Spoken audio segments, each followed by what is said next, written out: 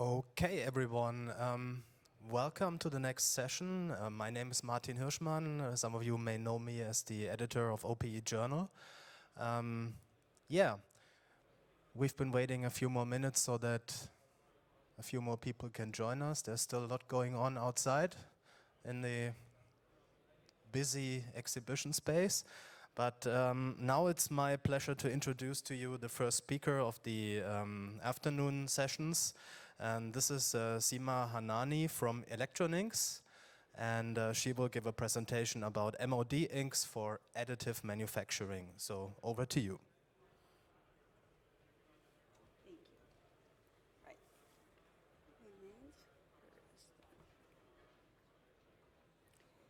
Okay, so hi everyone, it's great to be here. I'm Sima, I'm the product director at Electroninks. So today I'm going to cover who we are as a company, and we're talking about our product, our relationship with some of our partners, and we cover our portfolio, and basically my expertise is on EMI applications, so electromagnetic interference shielding. So we have more details on that specifically, but I cover most of the products we have in our company and what we do in general. So we make conductive inks and pastes for printed electronics. So basically our main product is basically the chemistry is MOD, metal organic decomposition inks. And I know that most of you guys are familiar with it, but I'm just going to cover it. So I think all of you guys are familiar with particle-based inks. They have been around for some time. The difference is that the particle-based inks have a bunch of nanoparticles, different distribution in size, and it's in form of a dispersion. Our MOD inks are in form of a solution, so it's different fundamentally. And I'm going to talk about a couple of differences and how it's a better suit for some of the applications and the differences, basically. So here I have some highlights. So when it comes to, for example, film purity, it's way more pure than particle-based inks.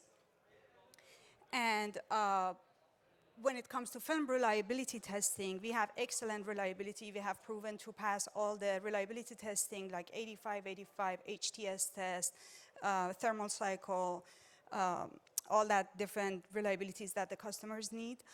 And because we don't have any nanoparticles in our inks, the curing temperature tends to be lower. So it can be from all the way from room temperature to, let's say, 160 to 180 C, depending on the product and application and the substrate, we can find the suitable ink for that specific application. When it comes to viscosity, we have a range. Obviously, we don't have particles, so it tends to be lower in viscosity.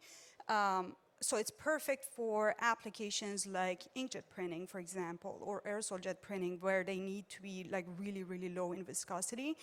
However, we were able to have higher viscosity, like up to 40,000 CP for screen printing. So our screen printing is actually one of our popular, like more mature product.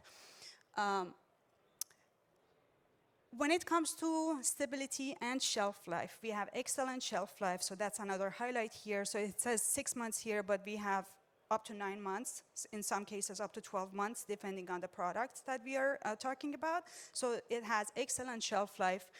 And when it comes to layer buildup and basically all of that, we were able to go from a couple of 100 nanometers all the way to 50 micron, which is really good for MOD inks, like thickness-wise.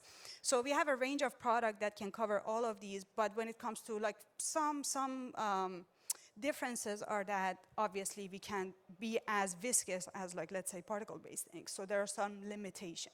But for some applications like inkjet printing or aerosol jet printing, if the application needs like really fine line printing, the ink is not a limitation, so it goes down to the instrumentation and not the ink. So those are some highlights and some points to be aware of. So in this slide, I'm just going to highlight the differences again and talk more about